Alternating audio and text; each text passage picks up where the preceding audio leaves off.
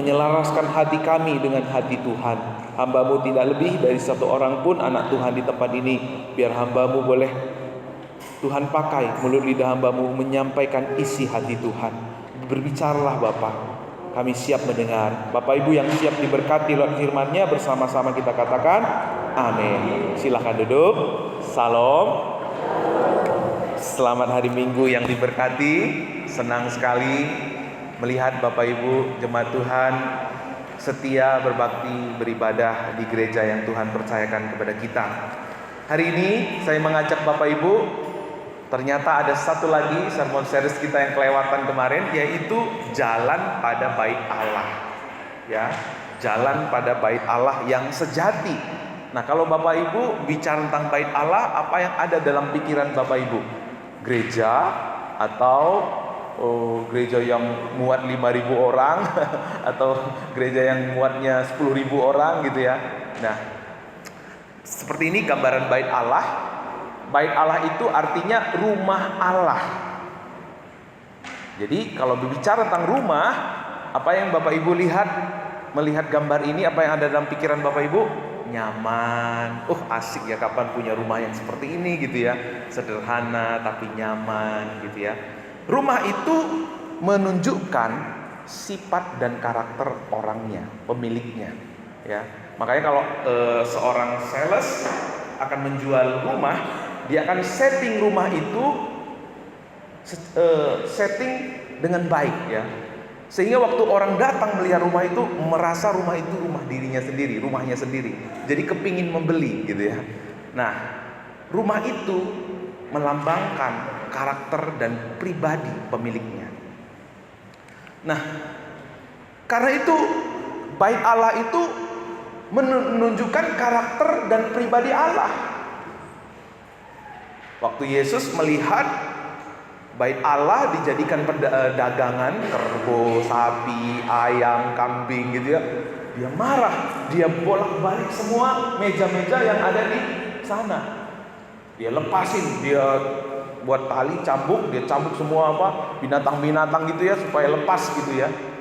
Yesus marah ketika bait Allah dijadikan sebagai alat untuk berjual beli, sarana untuk berjual beli. Nah, apa jadinya Bapak Ibu kalau salah seorang guru sekolah minggu di gereja kita, atau seperti saya ya, tiba-tiba di depan itu menjungkir balikan gitu ya meja-meja di depan gereja kita, ya marah-marah gitu ya. Besok mau ibadah lagi nggak di gereja baptis Babaton ya? Mau masih belajar nggak ya di sekolah minggu ya gitu ya. Nah, tapi Yesus melakukan ini Bapak Ibu. Dia marah. Satu-satunya perbuatan keras Yesus ketika ia melihat bait Allah dijadikan sebagai sarang penyamun. Yesus marah. Kemarin Yesus penuh belas kasihan. Ada orang sakit disembuhkan, ada orang buta jadi melihat, ada orang nggak bisa makan dikasih makan sama Yesus. Tapi satu kalinya Yesus marah, keras, bersikap keras, jungkir balikan meja-meja yang ada di sana, saudara. Kenapa Yesus marah? Karena bait Allah tidak lagi menunjukkan karakter dan pribadi Allah. Seharusnya lewat bait Allah orang tahu bahwa Allah kita itu penuh kasih. Seharusnya lewat bait Allah orang tahu bahwa Allah kita itu adil, Allah kita itu benar. Dia adalah Allah yang nyata membawa kebaikan, tapi justru orang jadikan sebagai alat tukar uang, alat jual beli, menjadi sarana untuk orang mendapatkan keuntungan. Ini yang membuat Tuhan marah. Ini yang membuat Tuhan akhirnya frontal Bapak Ibu. Apa itu bait Allah? Bait Allah adalah pusat ibadah bangsa Yahudi. Pada hari raya besar, maka perantau Yahudi dari berbagai daerah negara benua akan pulang kampung berkumpul untuk beribadah di bait Allah. Ya, bait Allah itu beda dengan sinagog. Sinagog itu biasanya di Indonesia itu pernah ada sinagog di Jawa ya. Tapi kalau bait Allah hanya satu, yaitu di Yerusalem ya. Dalam kitab Keluaran ada 15 pasal membahas tentang bait Allah. Kalau zaman dulu ada kemah suci. Ya, itu sebenarnya mirip ya. Kemah suci dan bait Allah. Nah, itu bait Allah terakhir dibangun oleh Raja Salomo ya. Ada 15 pasal untuk mendeskripsikan secara spesifik ukuran, desain, tatanan kemah atau bait Allah. Ya. Ini menunjukkan kepada kita bahwa Tuhan begitu detail, begitu spesifik, begitu kompleks dan rumit menjelaskan tentang tatanan bait Allah. Artinya apa Bapak Ibu? Tuhan mau kita mengenal Dia, bukan hanya dari kulitnya doang, bukan hanya dari casingnya doang, tapi Tuhan mau kita mengenal Dia secara detail, secara dalam, secara inti. Itulah sebabnya 15 pasal Tuhan menunjukkan kepada bangsa Israel bagaimana mereka harus membangun bait Allah, bagaimana mereka harus menata bait Allah. Jadi Tuhan mau kita mengenal Dia. Next, bukan hanya menyembah Dia, bukan saja melakukan perintah-perintahnya, tapi Tuhan mau kita mengenal Dia dengan bukan hanya dengan memakai hati kita, tetapi juga dengan akal budi kita. Karena itu firman Tuhan berkata, yuk sama-sama, kasihilah Tuhan Allahmu dengan segenap hatimu dan dengan segenap jiwamu dan dengan segenap akal budimu. Bukan hanya dengan hati Pak, atau bukan hanya dengan akal, harus dengan segenap hati dan segenap akal budi kita. Nah, rumah, sekali lagi Bapak Ibu, rumah itu biasanya menunjukkan karakter dan pribadi pemiliknya. Maka Tuhan mau memperkenalkan dirinya kepada umat Israel, kepada kita lewat bait Allah. Tuhan mau memperkenalkan dirinya bukan hanya kepada umatnya, tetapi kepada bangsa-bangsa lain. Ya. Maka begitu desain dan tatanan bait Allah dan tabernakel serta semua ritual korban menunjukkan pada pribadi dan karakter Allah. Nah, apa pribadi dan karakter Allah? Yang pertama Bapak Ibu, material bait Allah dari yang terbaik dan yang bahannya dari emas yang murni. Artinya apa Bapak Ibu? Semakin dekat kita dengan Tuhan, maka kita semakin kagum, heran, hormat, dan gentar kepada Tuhan. Beda kalau Bapak Ibu semakin mengenal saya, semakin dekat dengan saya, semakin tahu bahwa saya itu seperti apa. Amin. Setuju? Setuju Pak. Beda Bapak Ibu, kalau kita mau mengenal manusia pasti kejelekannya, keburukannya makin kita ketahui. Tapi waktu kita mengenal Tuhan, waktu kita makin dekat sama Tuhan, makin kita mencintai Tuhan. Amin. Makin cinta Tuhan. Tambah hari, tambah cinta Yesus. Ya kan? Kalau kita semakin hari semakin kenal Tuhan, semakin cinta Yesus. Tidak ada kata semakin orang mendekat sama Tuhan, semakin dia mengenal Tuhan, semakin lemah imannya. Gak ada. Semakin jahat dia, semakin karakternya gak karu-karuan. Gak ada saudara. Orang yang punya kedekatan sama Tuhan akan terpancar lewat senyumnya, lewat sapaannya, lewat caranya memperlakukan orang lain. Yang kedua saudara, lewat tatanan bait Allah kita mengerti bahwa Tuhan itu kudus. Ritual korban dan tatanan desain dari bait Allah menunjukkan Tuhan kita itu adalah Allah yang kudus. Kenapa? Dalam setiap ibadah harus ada korban. Ada 5 korban. Kalau Bapak Ibu nanti pelajari dalam Keluaran 15, ada korban bakaran, ada korban sajian, ada korban penghapus dosa, ada korban penebus salah, ada korban keselamatan, dan itu semua dipersembahkan. Harus dipersembahkan. Ketika orang menghadap Tuhan, bawa lembu atau sapi atau minimal kambing atau burung, ya, persembahkan di mezbah. Lalu setelah itu apa? Darahnya dipercikkan ke tabut perjanjian. Baru imam masuk ke ruang Maha Kudus, dia mempercikkan darah binatang itu. Nah, di situ dosa keselamatan, dosa dihapuskan dan keselamatan dinyatakan gitu ya. Itu yang terjadi. Kenapa? Dalam Ibrani jelas dikatakan tanpa penumpahan darah tidak ada apa? Pengampunan dosa. Darah itu adalah nyawa. Nyawa ganti nyawa. Ketika manusia jatuh dalam dosa, harus diganti dengan nyawa untuk menebus dosa manusia itu. Nah, binatang-binatang ini sebagai korban pengganti untuk menebus dosa manusia. Maka disebut apa Bapak Ibu, kalau dalam bahasa aslinya disebut atonement ya. Atonement gitu ya. Itu artinya apa? Korban sebagai penebus atau pendamai untuk menyelesaikan dosa dan pelanggaran kita. Jadi lewat kebenaran, lewat bait Allah, seharusnya semua orang mengerti bahwa Allah yang mereka sembah itu adalah Allah yang kudus, Allah yang benar. Dan kalau kita datang kepadanya membawa korban, ada kekudusan yang melingkupi kita, ada penghapusan dosa yang kita akan terima. Yang kedua Bapak Ibu, di ruang Maha Kudus itu ada namanya tabut perjanjian. Next. Ada namanya tabut perjanjian. Tabut perjanjian ini adalah lambang kemuliaan Tuhan. Dalam tabut perjanjian ini ada tongkat Harun yang bertunas, mana sorgawi, dan 2 loh batu ya, yang berisi hukum Taurat. Ini adalah lambang kemuliaan Tuhan ya. Ada Shekinah, glory, kabot, di mana bobot kemuliaan Tuhan itu ada di sana ya.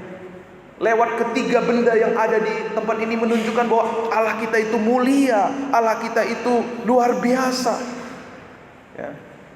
Ini yang ada di dalam tabut perjanjian, ini yang ada di dalam bait Allah.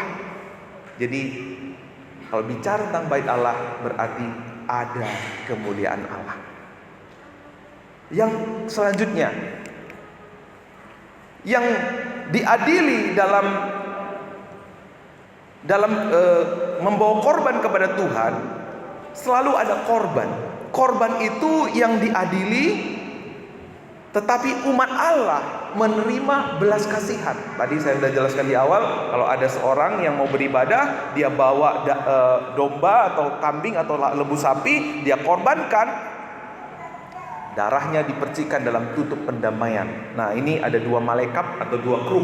Kalau Bapak Ibu pelajari waktu Adam dan Hawa jatuh dalam dosa, ya, ada 2 malaikat yang berjaga di Taman Eden supaya manusia itu nggak boleh masuk, gitu ya. Tapi di dalam tabut perjanjian ini, ya, dia tidak lagi dengan amarah, tapi mereka dengan terbuka. Itu menunjukkan bahwa lewat korban, ya, manusia berdosa, umat Allah menerima belas kasihan Allah.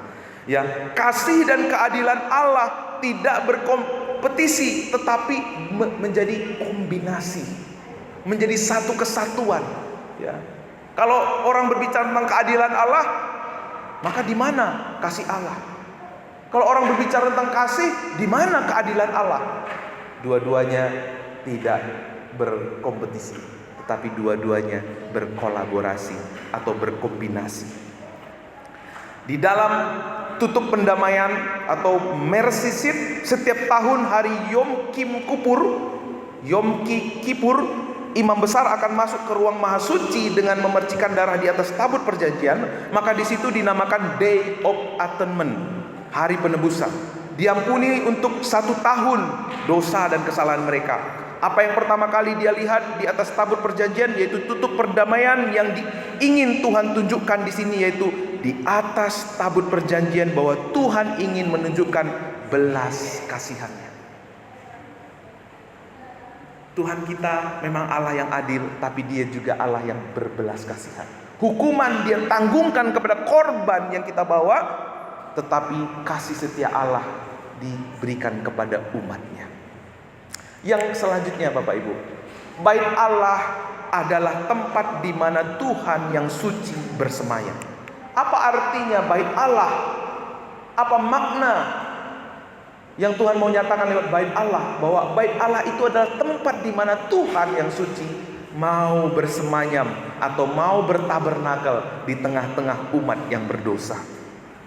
Dia menunjukkan bahwa dia bukan hanya Tuhan yang berpihak kepada umatnya, tetapi Tuhan menyelamatkan umatnya, memelihara umatnya, tetapi juga ia mau tinggal membawa hadiratnya bersama-sama dengan kita.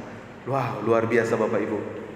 Tuhan yang kudus, Tuhan yang mulia, Tuhan yang adil, Tuhan yang penuh kasih, mau tinggal di tengah-tengah umatnya. Itulah yang Tuhan mau nyatakan lewat bait Allah. Tetapi apa yang terjadi?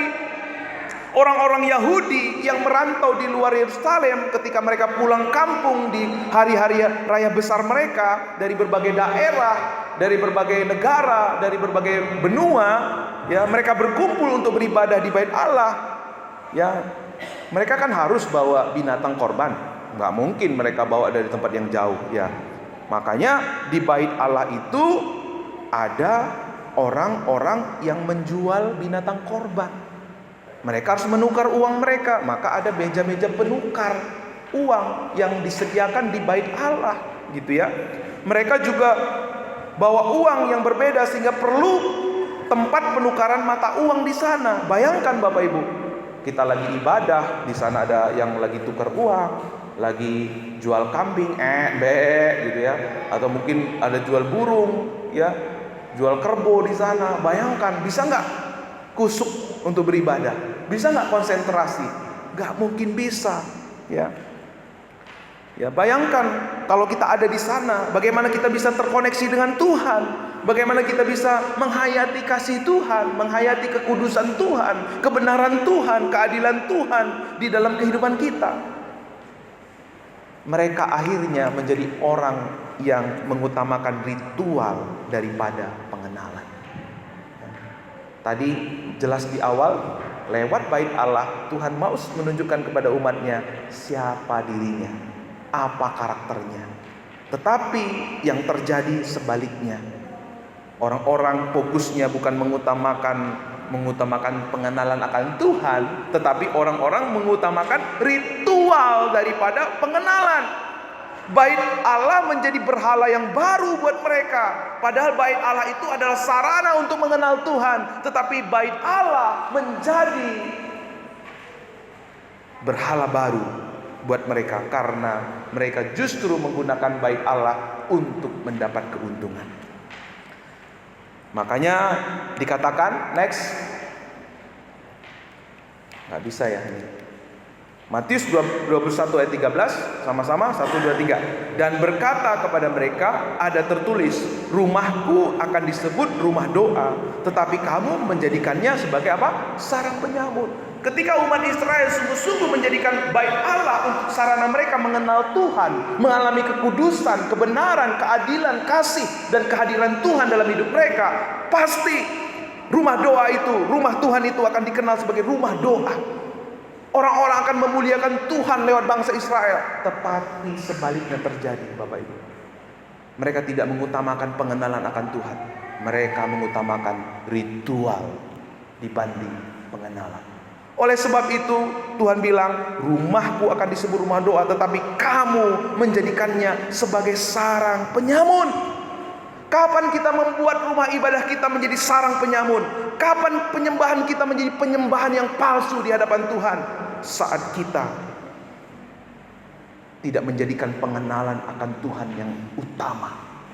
Ketika kita memberi persembahan, ketika kita berbuat baik kepada orang lain, ketika kita melayani, ketika kita berdoa, yang utama buat Tuhan adalah pengenalan akan Dia.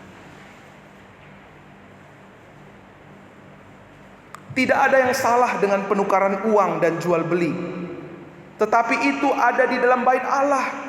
Ibadah menjadi ritual semata dan motivasi untuk berdagang dan mendapatkan uang. Itulah yang menggeser Tuhan keluar dari pusat penyembahan mereka.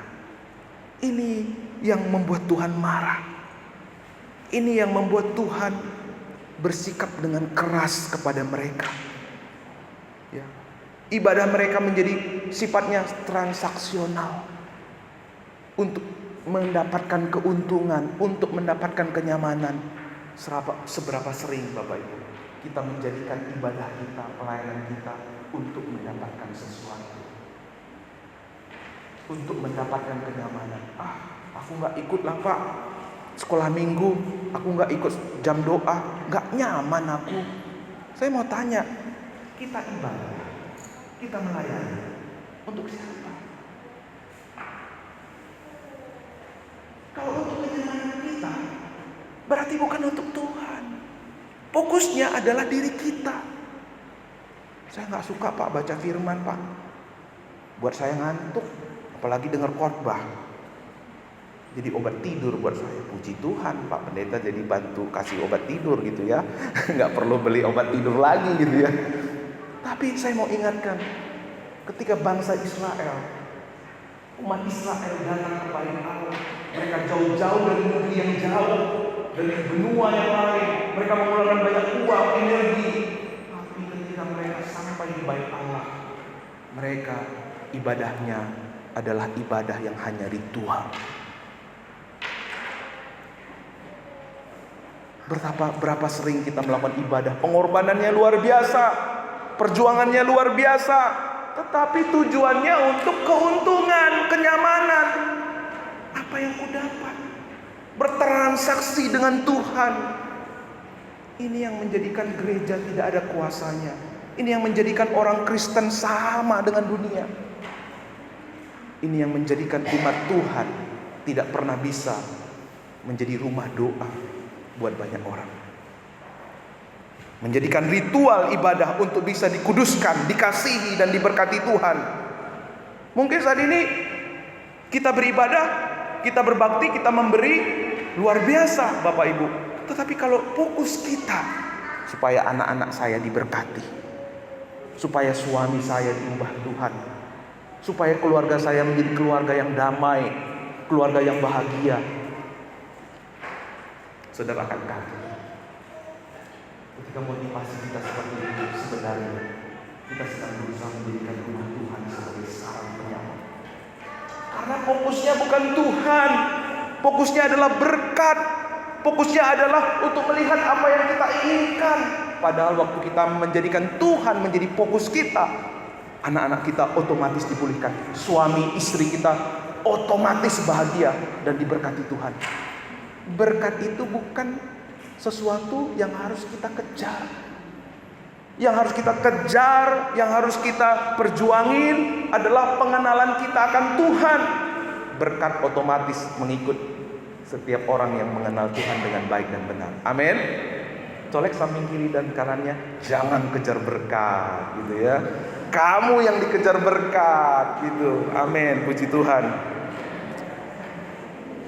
Tuhan ingin kita mengenalnya, bukan sekedar melakukan hal yang benar, bukan sekedar meyakini hal yang benar, bukan sekedar menjalani ritual-ritual yang rutinitas dalam ibadah kita. Yesus marah dan kesal karena orang-orang yang datang itu tidak sungguh-sungguh berdoa, tidak benar-benar bertemu dengan Tuhan, serta menghormati tujuan bait Allah secara keseluruhan. Mereka hanya beribadah secara ritual. Klik. Ibadah dan penyembahan mereka bukanlah sekedar ritual. Ibadah yang Tuhan mau, penyembahan yang Tuhan mau bukan sekedar ritual yang eksternal, tetapi realitas spiritualitas yang internal di dalam hati kita. Dalam Matius 23 ayat 27, yuk kita baca sama-sama. 1, 2, 3 ya. Celakalah kamu, hai ahli-ahli Taurat dan orang-orang Farisi, hai kamu orang-orang munafik, sebab semua kuburan yang dilabur putih, yang sebelah luarnya memang bersih tampaknya, tetapi yang sebelah dalamnya penuh tulang belulang dan berbagai jenis kotoran. Ya, Tuhan bilang celakalah kamu. Siapa? Orang yang hanya tahu tetapi tidak menghidupi, yaitu orang Farisi dan orang ahli Taurat. Tapi ada orang munafik. Orang munafik itu apa Bapak Ibu? Mereka melakukan tanpa mereka mengetahui. Dua-dua ini gak benar. Yang Tuhan mau adalah kita mengenal kita melakukan. Itulah ibadah yang sejati dan berkenan kepada Allah. Kalau enggak, kita sebenarnya seperti kuburan yang dilabur putih, penuh dengan tulang belulang dan berbagai kotoran. Casingnya bagus, tampak dari luar itu rohani, di dalamnya apa? Rohana. Tidak seperti yang kelihatan. Palsu, Bapak. Asli tapi palsu. Kalau kita tidak hati, akhirnya kita menjadi orang munafik, kehilangan esensi spiritualitas kita. Hati kita penuh tulang belulang karena bukan hanya perbuatan rohaninya yang dilihat Tuhan, namun Tuhan berperkara dengan hati kita. Jadi hal apapun yang mencoba mengambil peran Tuhan, ya tadi ya bangsa Yahudi ya, mereka mencoba mengambil peran Tuhan. Peran Tuhan seperti apa? Oh, lewat ritual ini Tuhan akan menguduskan. Oh, lewat ritual ini Tuhan akan memberkatiku, akan mengasihiku, akan adil kepadaku. Oh, lewat ritual yang melakukan ini Tuhan akan menyertai. Mereka mencoba menggantikan posisi Tuhan dengan apa yang mereka lakukan. Ya. Karena hal apapun yang mengambil peran Tuhan serta menggeser Tuhan dari pusat penyembahan kita di dalam hati kita, pada akhirnya pasti mengecewakan kita, pasti akan menghancurkan hidup kita. Makanya waktu Yesus setelah dia marah-marah ya di bait Allah, bukan marah di bait Allah, orang-orang Yahudi menentang Yesus, katanya, tanda apa yang engkau tunjukkan kepada kami bahwa engkau berhak bertindak demikian? Dan Yesus menjawab, apa katanya? Ini yang akan menjadi buktinya. Runtuhkan rumah Allah ini dan aku akan membangunnya dalam 3 hari. Wow, apa maksud Tuhan Yesus membangun bait Allah yang puluhan tahun dibangun dalam waktu 3 hari? Bagaimana Yesus membangunnya? Apa yang Yesus sedang jelaskan? Yesus mau menunjukkan kepada mereka, dijawab oleh Ibrani. Dalam Ibrani ini Tuhan Yesus bilang, setiap hari imam berdiri dan melakukan upacara keagamaan. Mereka mempersembahkan korban yang sama berulang-ulang setiap hari. Tetapi semua korban itu tidak dapat menghapus dosa. Apa yang dilakukan di bait Allah itu hanya ritual. Apa yang dilakukan bangsa Israel di bait Allah itu hanya lambang atas sesuatu yang Tuhan sedang siapkan bagi umat Israel. Yaitu apa Bapak Ibu? Kristus. Yuk sama-sama baca yang kuning. Kristus mempersembahkan hanya satu korban untuk semua dosa, dan korban itu cukup untuk selama-lamanya. Kemudian Kristus duduk di tempat yang paling terhormat di surga. Hari ini ada kabar baik kepada setiap kita. Untuk kita datang kepada Tuhan tidak perlu lagi membawa korban-korban binatang. Berapa duit yang harus kita keluarkan? Berapa banyak yang harus kita korbankan kalau kita harus kembali ke bait Allah untuk beribadah? Berapa biayanya? Karena Tuhan memberikan satu jalan, yaitu Yesus Kristus sebagai persembahan, satu kali korban untuk semua dosa kita. Dosa kita yang dulu, yang sekarang, dan yang akan datang, cukup hanya lewat Yesus Kristus untuk selama-lamanya. Yang setuju katakan amin. Ini kabar baik, ini kabar sukacita. Allah yang suci, Allah yang kudus, Dia datang ke dunia, lahir di kandang domba, tetap membuat Dia kudus. Dunia yang panah, dunia yang najis, dunia yang hina tidak bisa mempengaruhi Yesus. Ialah kekudusan yang sesungguhnya. Manusia berpikir kudus itu dari perbuatan, dari ritual. Tapi ritual itu sifatnya sementara, gak mungkin abadi. Tapi Yesus, Dia adalah kekudusan yang sejati. Makanya hanya Yesus yang mampu menguduskan kita. Saya tidak bisa menguduskan siapapun di antara Bapak Ibu, tapi Yesus bisa menguduskan kita. Karena hanya Yesus yang benar. Tidak ada lagi yang benar selain Yesus. Di ayat yang 19 naik. Jadi saudara-saudara, oleh darah Yesus kita sekarang penuh keberanian dapat masuk ke dalam tempat kudus, karena karena Ia telah membuka jalan yang baru dan hidup yang baru bagi kita melalui tabir, yaitu dirinya sendiri. Dan kita mempunyai seorang imam besar sebagai kepala rumah Allah. Karena itu marilah kita menghadap Allah dengan hati yang tulus, ikhlas, keyakinan yang iman yang teguh. Oleh karena hati kita telah dibersihkan dari hati nurani yang jahat, dan tubuh kita telah dibasuh dengan air yang murni.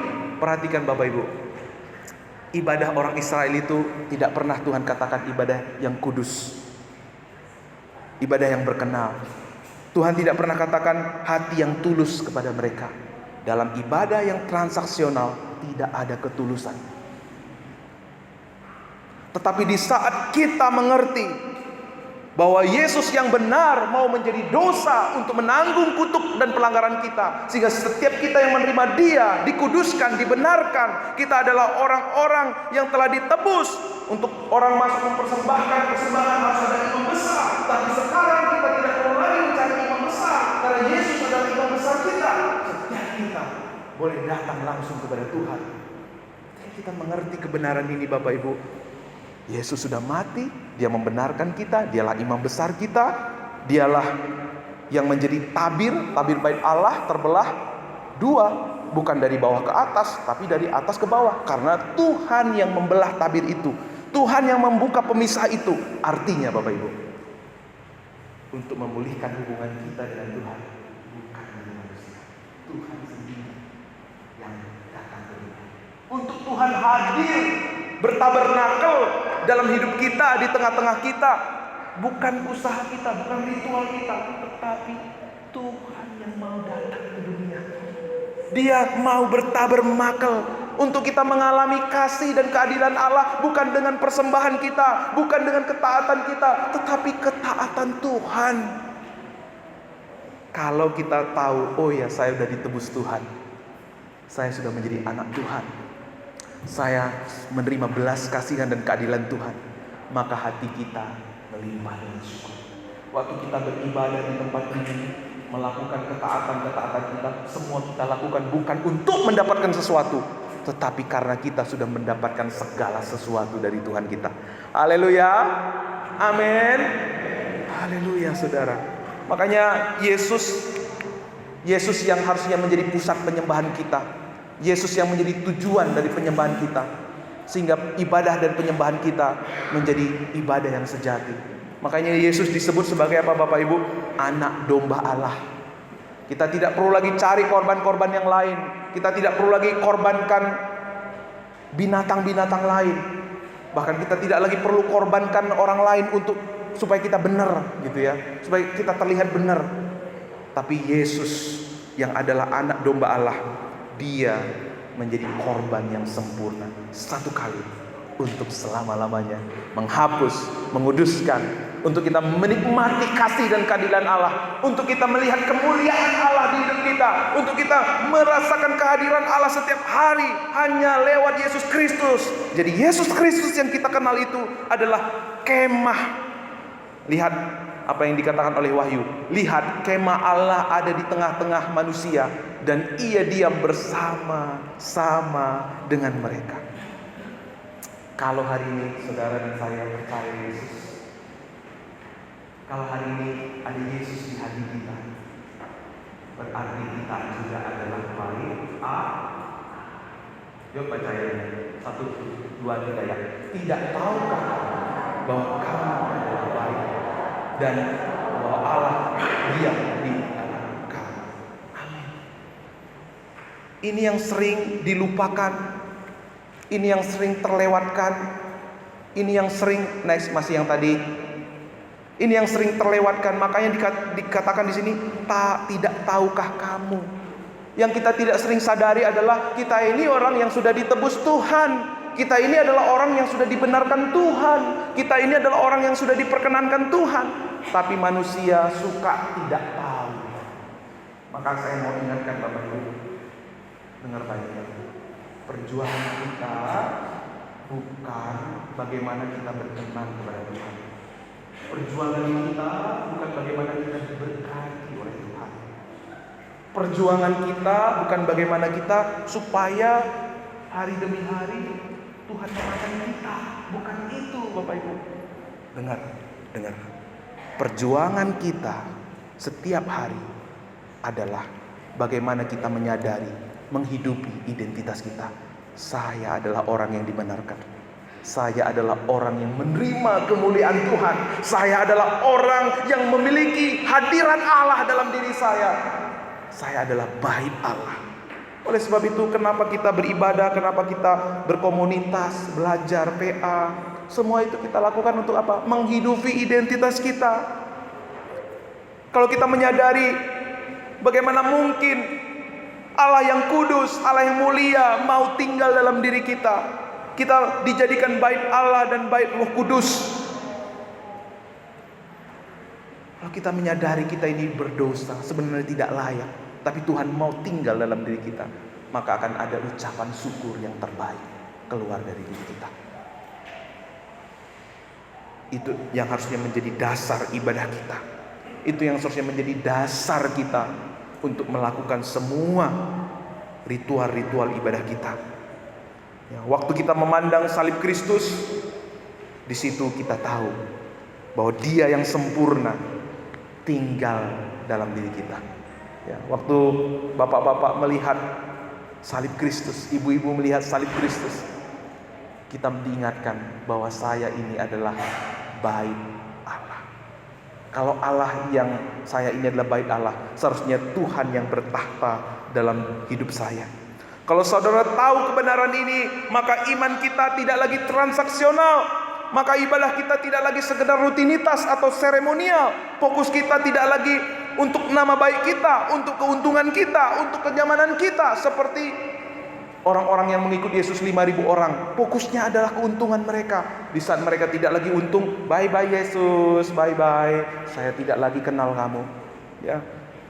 Waktu kita tahu kebenaran bahwa Yesus tinggal dalam diri kita, kita ini adalah bait Allah, maka kita akan menjadi tidak lagi seperti Yudas yang mau menjual Yesus untuk keuntungan. Ya. Mungkin kita di sini belum ada seperti Yudas, tetapi kalau kita hidup dalam iman yang transaksional, suatu hari kita pun akan menjadi Yudas. Ya. Ingat, kita ini adalah bait Allah. Kita punya kekudusan Tuhan, kita punya kemuliaan Tuhan, kita punya kasih dan keadilan Tuhan, kita punya hadirat Tuhan dalam diri kita. Amin. Kita bisa, waktu kita sadar aku ini bait Allah, saudara dan saya punya kemampuan untuk melawan kejahatan dengan kebaikan. Kita punya kekuatan untuk menghadapi orang yang mungkin menjelekkan kita, menggosipkan kita, menjatuhkan kita. Kita tidak punya kekuatan untuk marah lagi kepada mereka, tapi kita justru punya kekuatan untuk mengasihi mereka. Waktu kita sadar bahwa kita ini adalah bait Allah, kita tidak akan lagi nyaman merendahkan orang lain, memfitnah orang lain, supaya kita terlihat tinggi, terlihat lebih baik dari orang lain. Waktu kita tahu kita ini adalah bait Allah, kita tidak lagi, bahkan kita tidak suka lagi menunjukkan kesalahan orang lain, supaya kita terlihat lebih benar, lebih baik dari mereka. Ya. Waktu saudara mungkin dijahatin orang, dilecehkan orang, dibully oleh orang lain, saudara bisa berkata, aku punya Yesus yang tinggal dalam diriku, yang sanggup mengubah kutuk menjadi berkat. Memang engkau merencangkan yang buruk dalam hidupku, tapi aku punya Tuhan yang mengubah kutuk menjadi berkat. Apa yang kau lakukan justru akan membawaku menggenapi rencana Tuhan. Amin.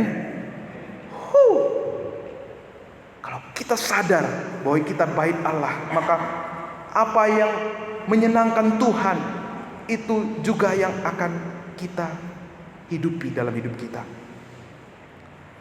Kita akan dimampukan menghidupi identitas kita. Bapak-bapak ya, kemarin kita PBI diberkati luar biasa ya, menjadi imam di tengah-tengah keluarga. Artinya memimpin anak istri untuk membangun mesbah keluarga. Tapi kan ada kadang-kadang bapak-bapak ya, aduh aku masih begini, masih begitu. Bapak-bapak, kita udah punya imam besar dalam diri kita. Kita mampu menjadi imam besar atas keluarga kita bukan karena kita lebih baik, bukan karena ketaatan kita, tapi ada imam besar yang akan memampukan kita. Amin. Karena itu mari bangun mesbah keluarga di rumah masing-masing. Kalau belum bisa setiap hari, seminggu sekali. Kalau udah seminggu sekali, seminggu 2 kali. Ajak doa, ajak sharing 10 menit ya. Nanti kita tampilkan videonya ya. Apa yang menyenangkan Tuhan itu yang menyenangkan kita. Tubuh mulut kita pakai untuk kemuliaan Tuhan. Telinga kita pakai untuk Tuhan. Perbuatan kita gunakan untuk kemuliaan Tuhan. Semua boleh semakin hari selaras dengan hati Tuhan. Ya. Dunia bisa merasakan kasih keadilan Tuhan. Hadirat Tuhan itu ada pada kita. Dan mereka pun akan memuliakan Tuhan melalui hidup kita, saudara. Ya. Kita akan menjadi orang yang tidak betah lagi hidup dalam dosa. Karena kita tahu kita ini adalah bait Allah. Kita tidak lagi betah menggunakan mata kita untuk keinginan daging kita. Kita tidak lagi betah menggunakan mulut kita untuk melampiaskan hawa nafsu kita, amarah kita. Kita tidak lagi gunakan pikiran kita, ya. Waktu kita ditaruh pikiran-pikiran yang buruk dari iblis, ada Roh Kudus yang menyerang kamu adalah baik. Kamu tidak pantas lagi hidup seperti itu. Kita punya kekuatan karena ada Allah yang tinggal dalam diri kita. Maka waktu kita sadar kita ini adalah bait Allah, kita akan menjadi orang yang mengalami Immanuel, Allah beserta kita. Ada hadirat Tuhan, ada kemuliaan Tuhan, ada penyertaan Tuhan yang nyata melalui hidup kita, lewat pekerjaan kita, lewat keluarga kita, lewat gereja kita.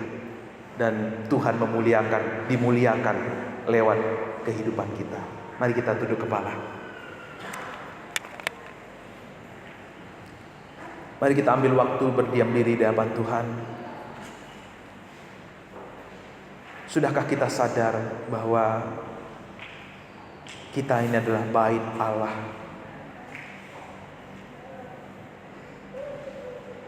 Sudahkah selama ini kita mengutamakan pengenalan daripada ritual-ritual ibadah kita? Atau mungkin selama ini kita menjadi orang yang mengutamakan ritual sehingga ibadah kita menjadi transaksional.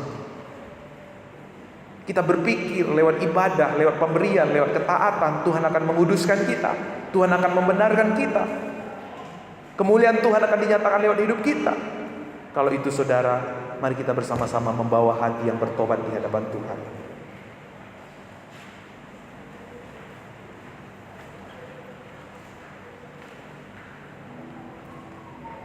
Mari hari ini biarkan Roh Kudus berbicara, mengkoreksi hati kita. Firman Tuhan ini bukan kepada orang yang duduk di samping kiri, muka, belakang, dan kanan kita. Tapi firman Tuhan ini untuk setiap kita pribadi lepas pribadi. Tuhan mau lewat gerejanya, lewat hidup saudara dan saya, kekudusan Allah dinyatakan, keadilan dan kasih Allah dinyatakan, penyertaan Allah dinyatakan, sehingga dunia akan berkata, Yesus yang kita sembah, Allah yang kita puja adalah Raja di atas segala raja. Dan kita ini adalah rumah doa buat banyak orang. Karena Tuhan sudah menebus kita, Dia sudah menjadi imam besar, Dia sudah menjadi anak domba Allah yang sejati.